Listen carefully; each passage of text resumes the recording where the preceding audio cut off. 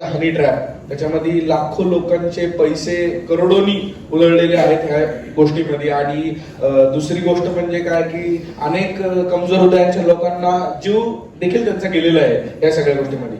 तर ही गोष्ट बघून तुम्हाला एक मस्त मेसेज मिळेल, सावधान राहा, सतर्क राहा आणि इतरांनाही सावधान करा.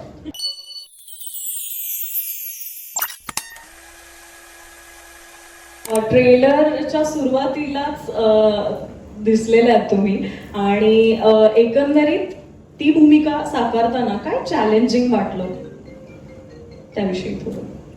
आंबट शौकीन नावाच्या सिनेमात चक्क आंबट रोल नाही करायचा, हेच चॅलेंजिंग होतं.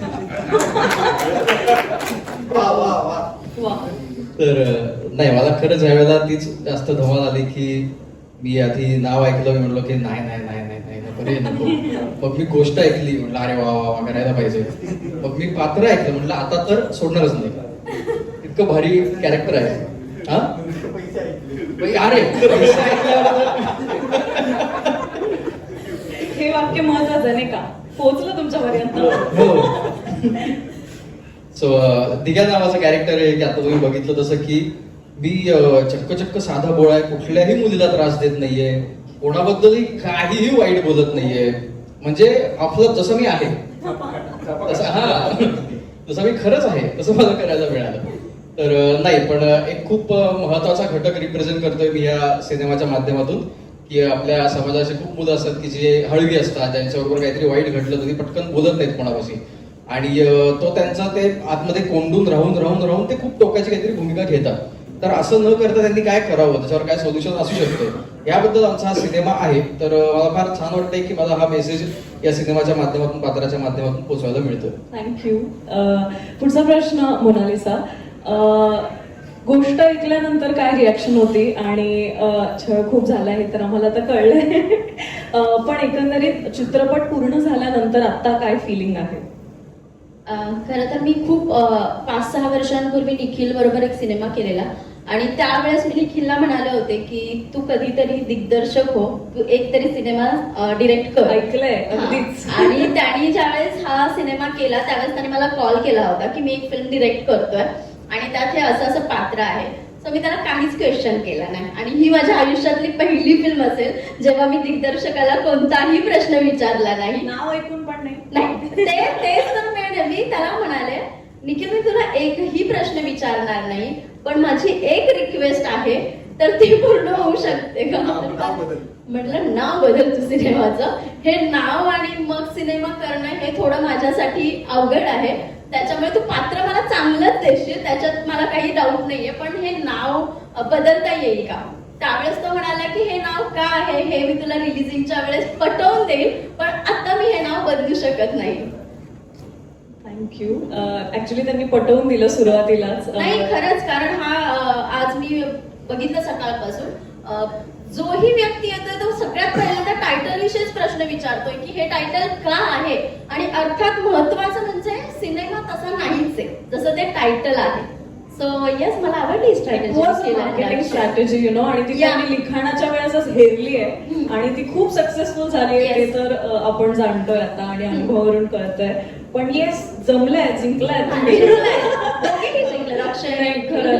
खरंच जोखमीचं काम आहे असं ठाम राहणं की इतके सगळे कलाकार म्हणतायत बदल आणि तरी सुद्धा ठाम. निर्मात्यांनी पण असं म्हटलं होतं का? नाही, निर्मात्यांना उलट आवडलं. ज्यावेळेस ऐकलं ना ते म्हणजे वा वा छान आहे.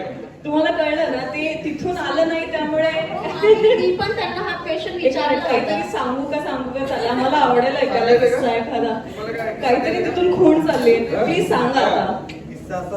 पहिल्यांदी निलेश राठेंना आम्ही भेटलो या सगळ्यांमध्ये आणि त्यांना मी म्हटलं की सर अशी अशी फिल्म आहे, तर ते आमचं आधी एक शूट चाललेलं, तिथंच आमचं बोलणं झालं. तर ते मला म्हणले की एक काम करू, आपलं पुण्यामध्ये कुठं भेटायचंय? तर मी म्हटलं गुडलक कॅफे वगैरे आहे तिथं भेटूया. ठीक आहे म्हटलं, फिल्मचं नाव काय आहे?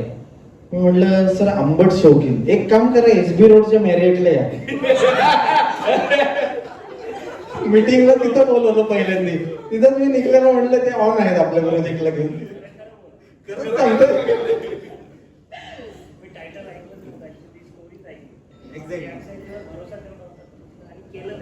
पण आता हे नाही, पण ते खूप खरं म्हणाले ना, अक्षयवर भरोसा होता म्हणून. हा सिनेमा पण हा, मी म्हणजे हो zero- म्हणायचं कारण म्हणजे अक्षय. काहीच नाही त्यांनी म्हणजे आमच्याकडनं ऐकलं पण नाही किंवा काहीच नाही की तुम्ही करताय असं असं आहे. आम्ही त्यांना सांगायला गेलो, ते म्हटले काही सांगू नका, करूया आपण.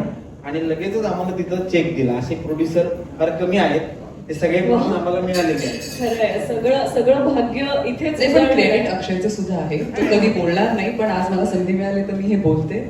कारण ह्या सिनेमात जितक्या लोकांनी कामं केली आहेत, सगळ्यांनी मैत्रीसाठी कामं केली आहेत. जेवढे चेहरे तुम्हाला ट्रेलर लॉन्च मध्ये दिसले, अक्षय टंचाळ्यासाठी सगळ्यांनी कामं केली आहेत.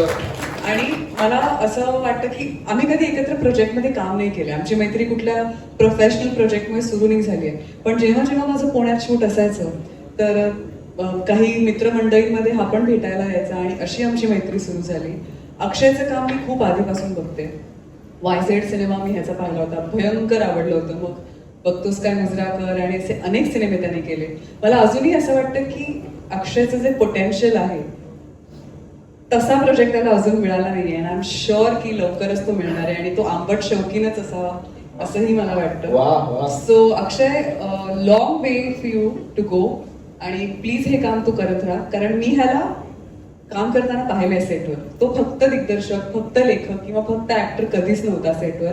तो सगळं हाताळायचा, सगळ्यांची मनं सांभाळायचा, कोणाला काय हवंय काय नकोय. कोणी भांडत जरी असेल तरी जाऊन तो पटकन सॉल्व्ह करून यायचा. आणि ही कला सगळ्यांकडे नाहीये जी फक्त अक्षय टंचाळेकडे. So long live you. धन्यवाद. आमचा हा सिनेमा मैत्रीचा सोहळा आहे.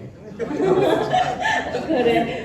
म्हणजे मी आता तेच म्हणणार होते की मैत्रीची गोष्ट आहे आणि ती इतक्या कमाल मित्रानं केली आहे, त्यामुळे सगळेजण धावून आलेले आहेत आणि सगळेजण उभा राहिलेले आहेत या एका नावासाठी. ज्यांनी लिहिलंय, ज्यांनी दिग्दर्शित केलंय आणि ज्यांनी अभिनयही केलाय, डान्सही केलाय, असे निखिल यांना मला हा प्रश्न विचारायचा आहे की आता 13 जूनला चित्रपट रिलीज होणार आहे.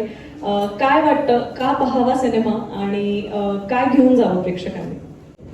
ऍक्च्युअल मध्ये म्हणजे नुसतं मनोरंजनासाठी मर्यादित नसून तर ह्याच्यामध्ये एक सामाजिक विषय देखील आहे, म्हणजे गंभीर सामाजिक विषय. जसं की मी तुम्हाला सांगितलं हनी ट्रॅप, त्याच्यामध्ये लाखो लोकांचे पैसे करोडोनी उधळलेले आहेत ह्या गोष्टीमध्ये. आणि दुसरी गोष्ट म्हणजे काय की अनेक कमजोर हृदयांच्या लोकांना जीव देखील त्यांचा गेलेला आहे या सगळ्या गोष्टीमध्ये. तर माझी सगळ्यांना विनंती आहे की ही गोष्ट बघून तुम्हाला एक मस्त मेसेज मिळेल. सावधान राहा, सतर्क राहा आणि इतरांनाही सावधान करा.